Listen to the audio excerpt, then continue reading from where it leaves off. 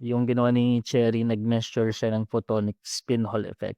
So I think yung important na question dito kasi bakit bakit ba ginagawa 'to? And what ano ba yung purpose nitong photonic spin Hall effect at bakit research tayo ng research tungkol dito? Ayan. I think ano, mara hindi hindi kasi very common topic technically ang photonic spin Hall effect. And actually, kung papansinin niyo kapag nag-random Google Scholar search kayo ng photonic spin Hall effect, karamihan na makikita niyo is very fundamental research lang. Like, ano ba yung photonic spin Hall effect ng ganitong material? Ano yung makukuha mong displacement for this? Mga ganun lang. So very limited din yung application. Pero for me, I guess since same with what I've done before, gusto ko kasi siyang gawin for sensing applications. Oo. So for biosensing. So bakit photonic spin Hall effect? Kasi gusto ko i-monitor both left and right circular polarization terms. And in terms of molecular sensing, ang benefit ng pag ng capability to probe these two circular polarization terms is to measure chirality.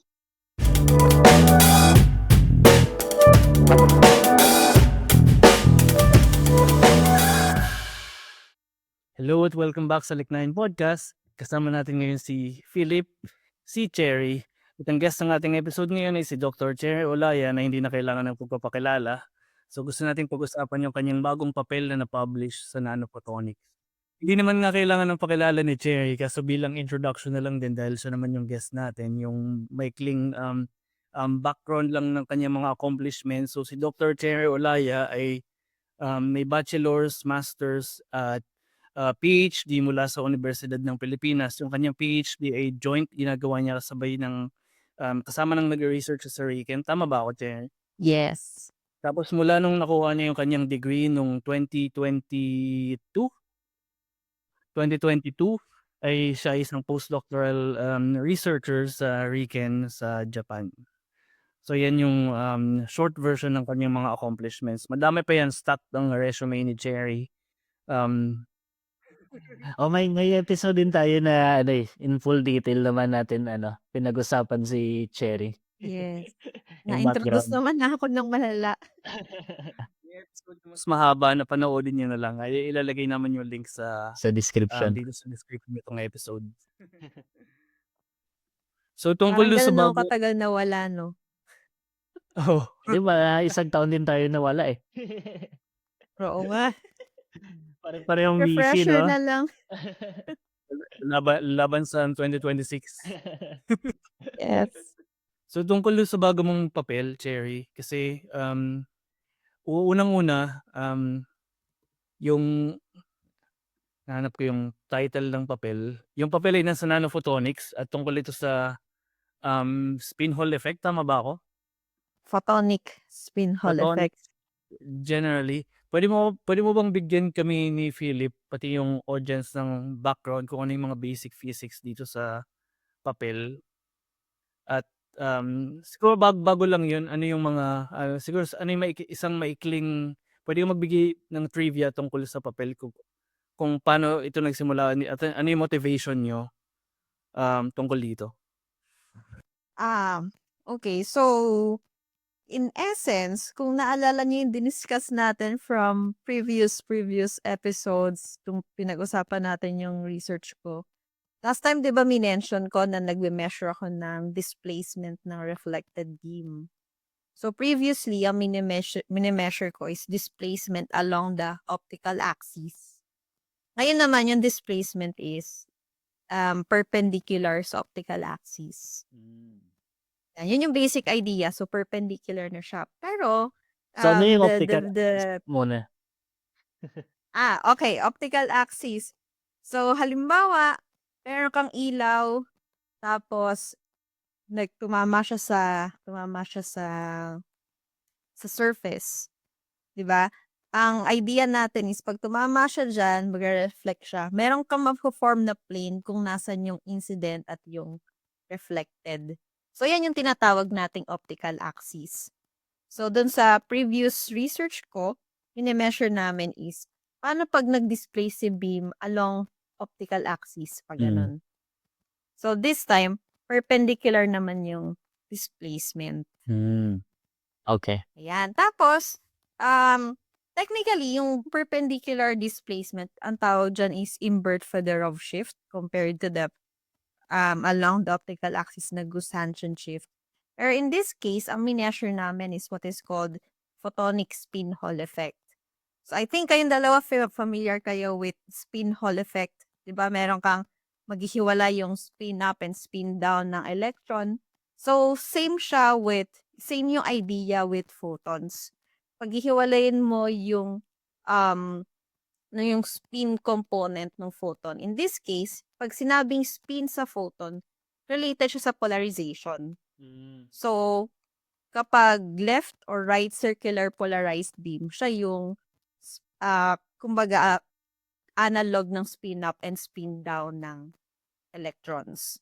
So, in this case, pag tama ng ilaw ng incident source sa surface, mag-split siya into left and right circular polarization. Tapos yun yung measure namin doon. Wait. So yung incident na light, linearly polarized. Tapos pag tama Yes, niya sa oo. surface, maghiwalay. Okay. Oo.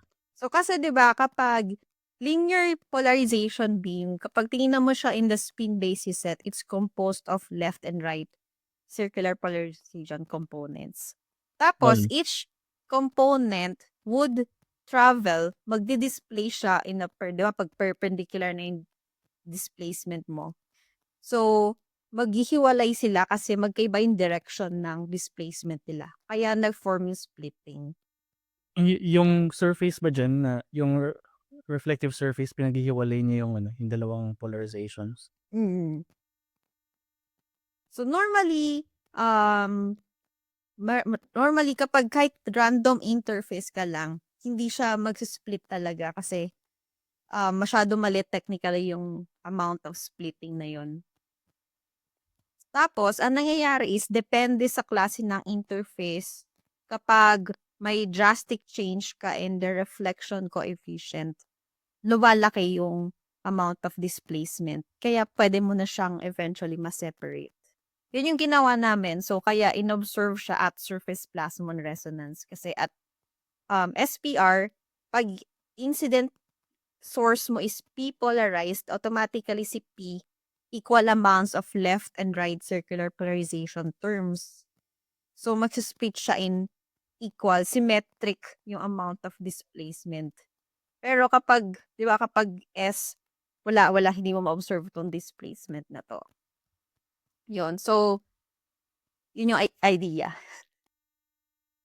So wait, so nabanggit mo yung surface plasmon resonance. So balikan muna natin. Ano ulit yung surface plasmon? Ano yung plasmon? Okay. So, refresher ulit. So, kapag sinabing surface plasmon resonance, meron ka kasing oscillation ng electrons kapag nasa interface ka ng metal and dielectric. Kasi di ba, pag nasa metal ka, meron kang free electrons na nandyan. And lahat sila may inherent na motion. So, kapag nasa interface ka na, nag-generate siya ng parang tiny oscillations called plasmons. Tapos, kapag gusto mo siyang i-excite, let's say, para ma-excite siya, you shine light on it. May certain condition, o a phase matching condition, na kapag nag-match yung phase ng incident beam mo at yung phase nung oscillations na to, magkakaroon ka ng resonance.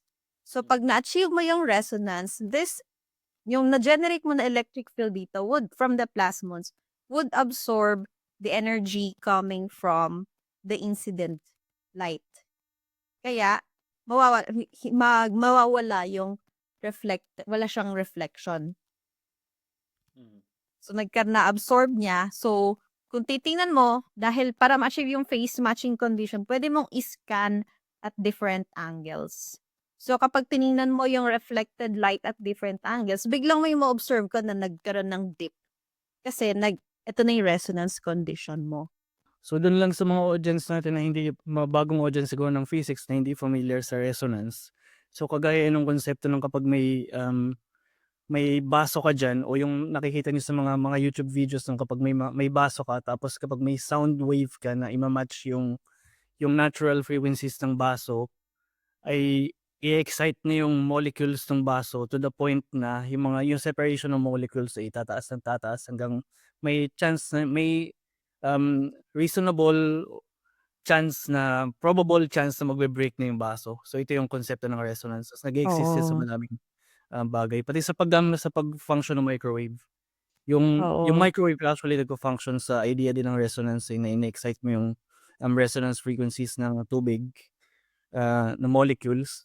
So mina-match yun ng nasa microwave wavelengths kasi yun. So ito ayan yung konsepto ng resonance. Ito naman nakikita natin ina-apply sa Smaller um, scale. sa ibang scale, surface plasmon resonance Mm. sa surface ng dielectric pati metal. Gusto ko palang basahin yung title ng papel ni Cherry kasi nawala ko yung tab kanina. Gusto ko sanang basahin. Ay, oo nga. Ang mabasa lang kasi yung bagong papel ni Cherry ay tungkol sa enhancing angular photonic spin Hall effect at surface plasmon resonance. At ito ay nakapublish sa Nanophotonics at lumabas ito sa journal noong September ngayong taon.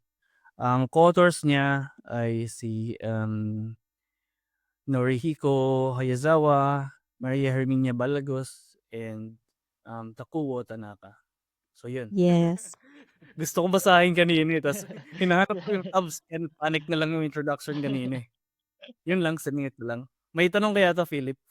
Pero ano yung okay, so based sa title, ano yung ibig sabihin ng enhancing? Usually gaano ba kalaki itong photonic spin Hall effect? Usually nasa ano siya nasa nanometer range lang siya. Mm. So yung Tapos na-measure yung by namin is enhancing, So nasa displacement micron range kami nakakapag-measure. so malaki siya. So ilang orders yun? Oo. 3 orders? 3. Oo, tama. Yung micron ay -6, no? Nano ay -6. -9. Kung mga high Sobrang school. laki. Oo. So yun yung interesting kasi ano yan? Sorry. Sige tuloy mo. Ayan, so yun nga sinasabi ko na interesting kasi na-enhance namin ng ganun kalaki. But typically kasi I think si Philip familiar with weak measurement.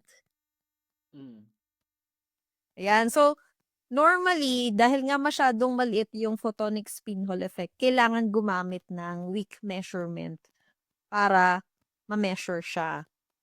So yung if you apply weak measurements sa optics, ang complicated kasi nun.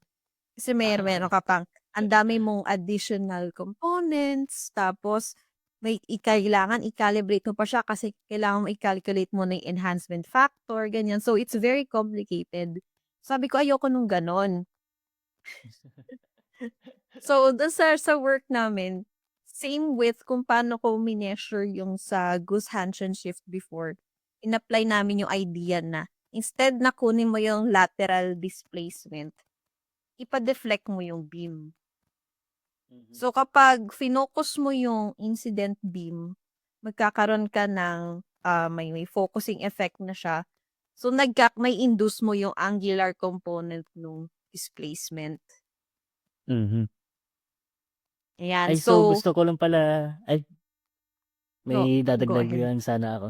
Gusto ko balikan kasi yung nabanggit mo na weak measurement. So gusto ko lang i-explain ng onti at para Go, magbigay ng oo. context. So yung weak measurement, as the name implies kasi, weak siya na measurement. So ano yung ibig sabihin nun? 'Di ba? So familiar tayo lahat sa idea ng double slit experiment, 'di ba? So may electron tayo, pinadaan natin sa dalawang beam. Tapos magpo-form siya ng interference pattern. Pero pag may nilagay ka na measuring device doon sa isang slit, behave siya na particle tapos isa lang yung makikita mo na parang line doon. So yung reason kasi diyan ay dahil may measurement device ka na disturb mo yung system mo strongly gamit yung measurement device. So yung weak measurement ay gano'n nga, dapat weak lang yung idea, weak yung interaction ng measurement device with the quantum system such that hindi mo siya ma-disturb ng sobra at hindi mag-collapse yung wave function. So gano'n yung idea ng weak measurement. So yun lang. So balik na tayo do'n kay Cherry. Oh, yan. So, extend ko lang as an experimentalist. Kapag in-apply mo kasi yung idea na yun na i-disturb mo yung system para gawin mong mag-induce ka ng strong interaction. For optics, it means more components na i-add mo. Tapos, para ma-block mo yung isang, halimbawa sa double slit kanina, para ma-block mo yung isa, kailangan very precise yung alignment. So, napaka-arte ng alignment with weak measurement. Halimbawa, usually, less than 0.1 degree yung alignment ng polarizer na kailangan ma-achieve. Tapos, kapag nasa 0.1 degree, saka mo ma-achieve yung mataas na enhancement factor for the measurement. Sabi ko, ayoko nung ganun. Kaya sabi ko, let's do angular photonic spin Hall effect. So, ayun. Grabe yung less than 1 degree na alignment, no? Di ko Oh, may so ma so di ko may so gaano no. katagal yun ginagawa usually kung gagawin mo yun, gaano mo katagal gagawin yung pag-align Ay, hindi ko ng alam. Ayoko pag-isipan. Ang hirap din kasi 'di ba parang hindi lang siya basta brute force na i-align mo. Kailangan pati mismo yung yung elements mo, optical elements mo, yung mounts mo, kaya ng ganong level of precision. So, kapag may constraint ka sa budget, may may limitation ka rin talaga. tapos may effect na yun yung 'di ba, kung sa building kayo may effect na yung mga naglalakad 'di ba? Tapos may Oo. konting vibration na sa setup. Oo. Laging yung uncertainty mo mas malaki nung 1 degree. Oo. So, ano pa yan, 'di ba? Considering na for typical optics experiments, naka-vibration isolation table na kami nun. So, maarte pa din. So sa side pala na 'to kasi curious na ako dun sa ako naman gusto kong magtanong ng mga basic questions gaya kung paano niyo ginawa yung experiment, pati ano yung distribution niyo ng tasks, ikaw pati ng mga co-authors niyo, pati paano ba dine-decide 'to? Or paano niyo ginawa sa paper niyo? Ano, basically, ano, paano nga ba? Um, Essentially, since relatively extension siya ng previous work, so, yung setup itself, medyo may kaunting tweaks na lang na gagawin. So, halimbawa para 'di ba magme-measure ka ng splitting, ganyan. So, kailangan ipakita mo na meron kang left and right circular polarizations terms. So, yung isa naming co-author, si Nori Sensei, sabi niya, okay, you can use combination ng quarter wave plate and linear polarizer para ma-isolate mo left, measure mo yan, tapos rotate mo si polarizer para ma-measure mo si right circular polarization, ganyan. So, sige, ginawa ko naman, inad-add ko yung setup, tapos measure. Tapos, si Ate Mimi, yung isa pa naming co-author is tumulong na ayusin yung interface for the system. Ayun. Ay, so may So kayo curious tanong ako dito. So 'di ba experiment kasi 'to, so gaano katagal ginawa yung experiment? Kapag perfect ang lahat, halimbawa gusto mo lang ng single run na experiment, minutes lang naman siya. Pero kapag Okay. magsa-start ka with may setup ka lang, halimbawa mag-a-align ka pa ng setup, ganyan. Tapos may mga hindi ka nakanais-nais na nangyayari, so magto-troubleshoot ka. Minsan mga ilang linggo din. Ilan yung sa minutes na experiment? Oo, kasi may time na mag-a-align ako minsan isang linggo para lang mag-align ng fiber, ganyan. Di ko Oo. alam kung hindi lang ba ako magaling or mahirap lang talaga siya. Duda naman kami dun bilang malalim yung experimental experience mo. Pero ano din 'yan 'di ba, example, 'pag once na okay na yung setup 'di ba, tapos isisimulan yung experiment, 'di ba parang i-optimize niyo pa 'yan yung laser, mga gano'n-gano'n. So gaano katagal yung pag-optimize ng laser? Kasi yung experience ko dati although once lang ako nakasali sa experiment 'no, inabot kami ng 3 araw ata. Tapos 24/7 yun na ano, na beam time. So tapos Ah, each day 3 depende yan shift. sa ano, So inabot kami ng 3 araw sa pag-optimize lang ng laser. depende rin siya sa klase ng laser. I think yung ginamit mo ano na siya, pulsed laser na siya 'no? Ayun, so yun, mas mahirap pa yun. Ako naka-diode laser lang ako, so isang check mo lang, set mo lang yung power tapos basta hindi ma-saturate yung detector, okay na. Sobrang basic ko. Ano yung diode laser? Paano gumagana yun? Hindi, Ano? yung Same ba yun sa mga tanong ko laser alam ko. pointer na ginagamit ng mga Oo, professor? parang yung isipin mo mas improved version nung nasa laser pointer. Oo, oo, oo. Kasi Okay. iba ano na ngayon, eh, dati kasi, nung kabataan natin charot. Oh, yun na, eh, kasi 'di ba 'Di ibang ba yung laser mga yun? nakikita mo yung mga mahabang tube na ganyan, yan iba-iba Oo, kasi ng klase ng laser. So halimbawa yung nakita ni Philip nagamit ni Philip before na pulse laser, usually solid state naman yan. Tapos yung oo, mga ginamit ko before gas laser naman. Tapos dahil gumaganda ang quality ng mga semiconductor fabrications, yung mga oo, diodes, mas maganda na yung klase ng yung output nung laser na napo-produce. So, 'di ba, minsan yung pag nag-a-astro, anong tawag dun, Stargazing. nagtitingin-tingin ka ng stars, may laser na, ito yung constellation na ganyan. Ang layo na naaabot nung beam, 'di ba? hmm. Parang nung elementary tayo, mga laruan na laser, parang magdi-disperse agad. So, ayun. Ganun din, same concept, pero better quality. Oh, salamat, sobrang basic ng tanong ko. Yung isa palang agenda na gusto kong, singit kanina kaya tinatanong ko yung profiles ng mga collaborators mo gaya nung kay Philip kasi tinanong ko sila dun sa papel ni Philip, yung profile nila may PhD students, may postdoc, may professor. Tapos yung sa inyo naman ano yung mga postdocs ba kayo dito sa RIKEN, kayong collaborators mo? Ano, bali kami ni Ate Nini yung postdoc. Tapos Hmm, mga, yan, si Nori Sensei, senior scientist. Tapos PI na si Tanaka Sensei. So, walang estudyante. ayos, so kayo Oo, yun kayo yung yung ano. taga-buhat sa halik? Oo, kami yung aliping sa gigilid. Dalawang postdoc. Hmm. Ano Tinatanong yan? gusto ko na kasing sinisingit 'to ngayon kasi may postdoc, eh. Yun lang. Ikaw kung halimbawa gusto mong gumawa ng same na, project sa Pilipinas, yung Mm. unang ma-e-encounter mo is wala kang postdoc. Oo, yun din eh. Kung may Actually. dalawang postdoc, may dalawang senior professors. Mm. Yung Ayun, kay yun yung Philip ano, yun yung pinagkaiba kasi, 'di ba, sa RIKEN, Research Institute na kami. Tapos I think kayo parehas kayong university? Research institute din ako. Research research. Institute. Ayun. So, 'di ba yun yung difference ng working sa Research Institute and nasa university? Kasi Uh, sa Research Institute, wala kang supply ng estudyante.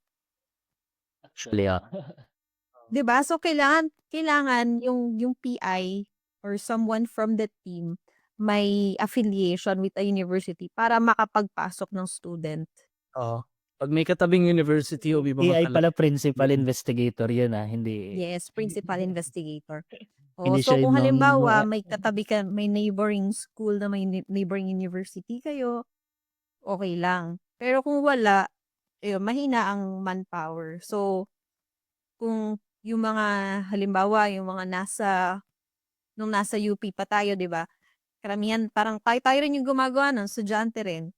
So, training, research plus ano rin, may somehow mentorship din kasi kapag PhD student ka na, tutulungan mo yung mga bachelors or yung mga masters, ganyan. Pero usually kapag nasa research institute, more on ano ka na lang eh, nasa sarili mong bangka, gano'n. Oo, you're on your own. Oo. Yeah, Pag figure it out. yung kapag nilubog mo, ikaw na yung bahala. Oo, parang, uy, buti na lang may nadala akong life vest, ganyan. 'Pag wala, sorry, bye. Yung isa pa lang iniisip ko kasi, yun nga ng magandang comparison din siya sa ano, sa research culture lang din sa Pilipinas. Na madami pa tayong sasabihin tungkol diyan siyempre. Oo, sa mga next Gagawin natin episode sa na yun. ibang episode. So yung mismong mga profiles lang, pati yung pag-e-exist ng madaming postdoc talaga, pati pure research institutions na talagang nag-research, basic research yung mga researchers. Nandun. Pero gusto ko palang balikan. So since ano 'no, yung ginawa ni Cherry nag-measure siya ng photonic spin Hall effect. So I think yung important na question dito kasi bakit bakit ba ginagawa 'to? And why ano ba yung purpose nitong photonic spin Hall effect at bakit research tayo ng research tungkol dito? Ayan. I think ano, mara hindi kasi very common topic technically yung photonic spin Hall effect, and actually kung papansinin niyo kapag nag-random Google Scholar search kayo ng photonic spin Hall effect, karamihan na makikita niyo is very fundamental research lang, like ano ba yung photonic spin Hall effect ng ganitong material? Ano yung makukuha mong displacement for this? Mga gano'n lang. So very limited din yung application. Pero for me, I guess, since same with what I've done before, gusto ko kasi siyang gawin for sensing applications. Yeah. So for biosensing. So bakit photonic spin Hall effect? Kasi gusto ko i-monitor both left and right circular polarization terms. And in terms of molecular sensing, ang benefit ng pag ng capability to probe these two circular polarization terms is to measure chirality. So, ang ending niya talaga is for molecular chirality measurement. Basahin ko nga 'to, baka It's pwede ko really 'tong feel ma-apply. Oo, Baka pwede nagka-chirality ko ka 'to rin, 'di ba? oo. tuloy lang nasa chirality nga ng episode namin nung ano, nung kay Philip. Oo. Yun din So, yung yun. So, mini-measure hindi nila. ko na kailangang mag-introduce ko ng chirality. Pwede niyong panoorin din yung episode ni Or pwede Philip. mo rin i-introduce para sa mga hindi pa Paano mo siya nakapanood tingnan ng mga ko? previous episode natin, 'di ba? So paano mo siya titingnan, for example, sa chiral molecules? Ano yung idea nun? Yan. So, ang idea kasi, um, the idea for chirality is, 'di ba, ang chirality is same principle as hindi mo masu-superimpose ang left hand mo at right hand mo. Kasi magkaiba sila ng orientation. So likewise, kung meron kang molecule, certain solution that contains right-handed and a left-handed, kapag meron kang light, si left-handed would react with a left-handed source. Si right-handed molecule would react to a right-handed source. So, yun yung basic idea. So, kapag yung solution mo contains, this, nasa ano ko pa lang to, nasa idea ko pa lang to. Hindi ko pa siya napoprove. So, ang idea is, normally, kapag equal amounts left and right, symmetric yung splitting mo. Oo. Pero kapag mas maraming right hand, halimbawa, magkakaroon siya ng asymmetry sa splitting. So, mas malaki yung split mo dito. So, pwede mo nang Oo nga, malaman dapat. Oo. ano yung difference ng ratio ng chirality ng molecule mo, ng sample mo.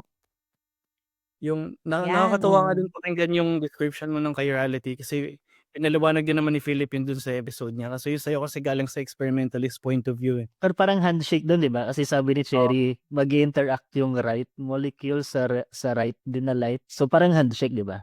Nag-handshake Oo, yung oo. light at yung molecule. Ayoko yun ah. Kasi 'di ba, kung mag-handshake tayo, dapat either pareho tayong right hand yung gamit or parehong left hand. Or So gano'n na lang. kailangan mong makabuo ng handshake. Fist bump, ganun. Hindi na Ayan, handshake. pero yun yung idea. Pero idea ko pa lang siya ha. Ina-assume ko pa lang 'to. Oo.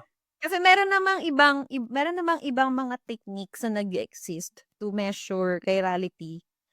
Pero gusto nating i-try siya in a different approach and hopefully, let's say mas sensitive or mas Mm. mas mas mabilis yung time it takes to do the measurement. Tapos ano din kasi siya, 'di ba? Kasi anong tawag dito? Pag optics based siya, parang yung idea is less invasive siya na method kasi parang iilawan Oo. mo lang. So less invasive dapat siya. Kung magkakaroon man ng application sa medicine or Mm. bio applications. Ganun yung idea. So I think ayun. Kaya dapat research din tayo ng mga fundamentals. I think yun lang yung Totoo yan. point dun. Ano yung view mo ng mga interdisciplinary applications nito, Cherry? Kung may mga ilan kang naiisip. Ayun nga kasi it's a good tie-up between optics and biology or chemistry depende sa type ng sample na meron ka. Ayun.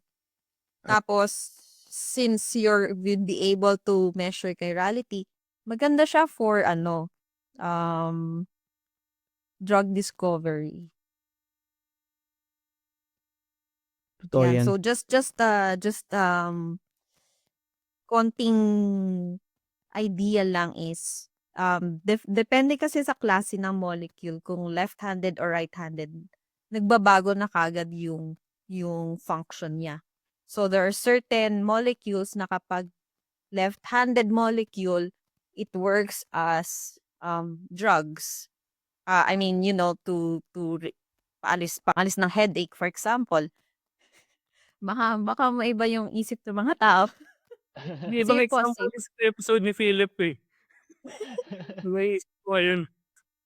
Ayan, Yung tapos ano. kapag left-handed naman, puwedeng maging poison naman siya. So, it's Oo. important to distinguish how much kung left or right-handed ba yung molecule. Oo. Yung Naalala ko example, lang yung yung example nga example ko, no? Last Gano'n din ba episode kasi drugs din? yung last example yung ginamit, last episode yung example na ginamit ko yung nasal decongestant. Tapos yung Mm. enantiomer niya, meth.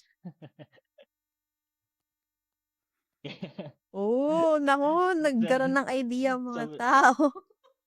ganyan kalaki yung chirality kasi yun nga, binaliktad mo lang yung handedness ng molecule mo tapos sobrang iba na nung chemical pati biological effects niya. Oo, may isang sikat nga na drugs din around the 50s na in-advertise siya for fighting morning sickness sa pregnant women. Mm. Tapos yun yung right-handed. Tapos nung pinanganak na yung mga baby, ang daming mga baby na deformed.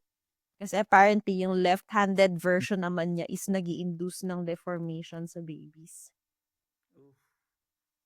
Ah, So, dun common, mas naging, starting that time, mas naging strict sila sa testing ng drugs. Oo. Mahalagang topic yung handedness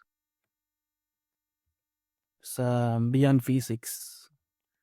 Pati Yes. sikat nga rin yan sa biology, alam ko. Mm.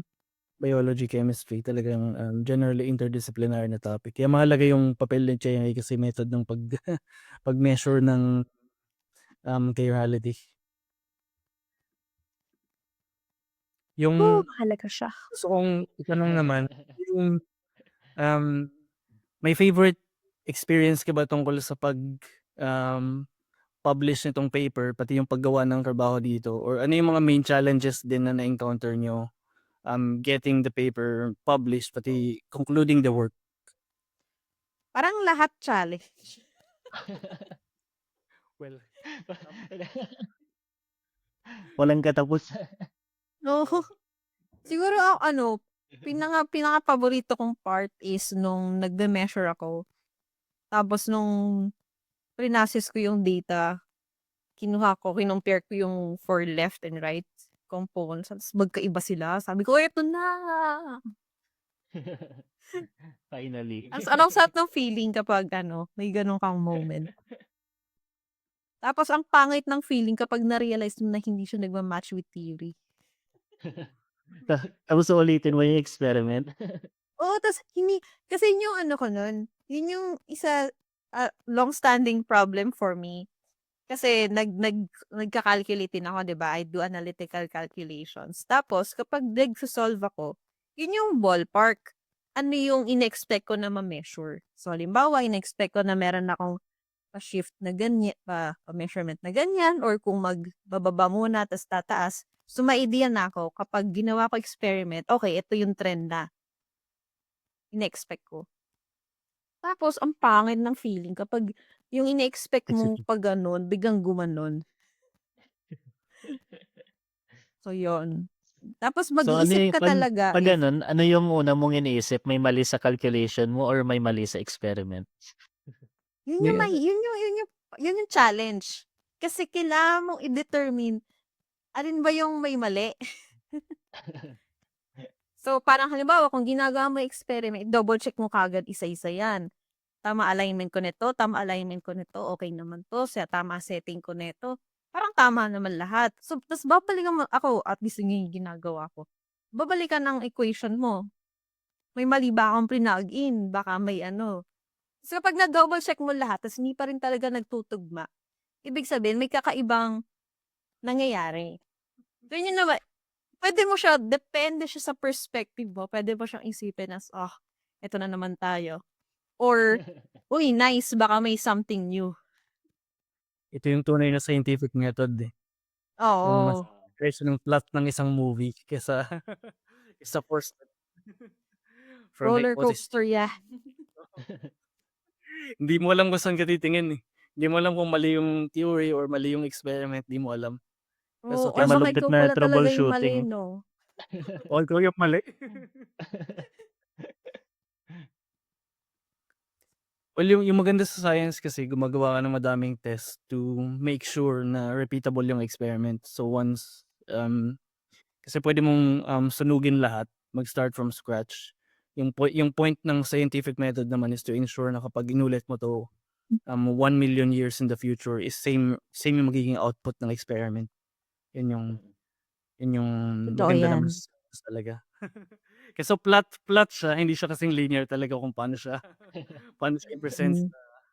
sa, high school or elementary, grade school textbooks. Talagang, mas malapit siya sa plot ng isang movie na madaming plot twists. Oo, oo. Ang cute Pati pa nga, part 'di ba, nung elementary tayo, parang 'pag sinabi yung scientific method, may step by step, 'di ba, na ito yung problem mo, identify the problem, make a pero hypothesis, ganyan, lalo tapos do the na 'no, experiment. Tapos interpret your results and then make your conclusion. Parang ang simple tingnan, ang simple pakinggan. Pero 'pag ginawa mo na, bakit may forever loop ka dito? nakaisang taon na ta's tumanda ka na May din. Bakit loop ka sa testing at hindi analyzing, no? oo. Parang ano tawag dun sa sa programming kapag nagkakaroon ka ng Infinite infinite loop. loop. Mm. Terminate. Oo, puwede yun. Oo, kasi madaming projects na nasa-stop dun Oo, sa totoo infinite loop, naman. 'di ba? Yung mga lumalabas na mga research papers ay yung mga ano, yung mga nakalawala dun sa loop. Kaso madaming Oo. projects ay nandiyan sa loop. Well, puwede naman i-describe sila na ano, nandiyan sila sa loop hanggang makawala sa loop. Oo, Kasi ano, minsan totoo. ano siya, kaya ka nasa loop kasi baka mali talaga yung starting ano, Oo. hypothesis. Oo, Oh, Or parang alam mo yun, dapat ano, 'no? may mali sa problem. May mali sa problem kaya nasa infinite loop ka dun. Oo, oh, dapat yun yun. meron tayong ganyang skill. Actually, skill talaga siya na kailangan ma-identify mo kung saan ka ba dapat mag-check, magre-recheck. Kasi baka what if experiment ka ng experiment, analyze ka ng analyze, tapos yung problem pala yung mali. Oo. Oo. Ito nga yung ano, ito yung hindi ang dali ipaliwanag bilang mga seasoned researchers naman tayo dito, kung paano mag-ano, yung asking the right questions tungkol Hmm. sa research. Kasi kapag hindi ka kasi o hindi pa kasing lalim kasi yung experience mo sa research. Minsan yung problem statement mo is hindi gano'n ka-solid or Oo. puwede kang ma-mislead nung mismong problem statement. So, puwede namang scientific siya palagi kaso yun nga may part na ano, yung kahalagahan ng pagtatanong 'pag yung sabi nga ni Philip, yung mismong problem yung mali, gano'n. Oo.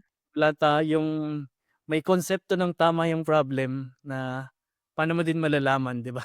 Isa ding problem, Totoo yan. sabay experience mo lang siya makukuha, eh, Oh, pati sa totoo guidance, mahalaga naman. guidance, oo. Parang ako man kapag binabalikan ko yung mindset ko nung siguro early research days natin, 'di ba? Parang Oo, ano lang taak ako, at least for me, I can say na ano ako nun eh, bahala lang eh. Oo. Sinabi sa'yo, measure mo 'to. So, measure ka tapos tsaka mo naisipin yung problem basta nag-measure ka muna, Basta 'di ba? nagawa mo 'di na ba? yung Pero hindi pinapagawa, siya 'no? technically hindi siya tamang mindset. Kailangan Hmm, ano, kailangan maayos mo talaga kasi parang mag-stuck ka sa loop kung hindi ka talaga sure kung anong ginagawa mo, eh. oo. Mm. Character development naman siya. Mm. So yun yung ano, yun lang siguro. Yung conclude na natin yung episode. Oo, So sige, siguro sige. kasi, yung pinag-usapan natin yung surface plasmon resonance pati yung papel nga ni Cherry. Ano yung puwede mong bigay na advice sa mga audience, Cherry, pati sa mga researchers na interesado dito sa research o gustong pumasok sa research na ginagawa mo? Hmm, siguro ano, physics is fun, char.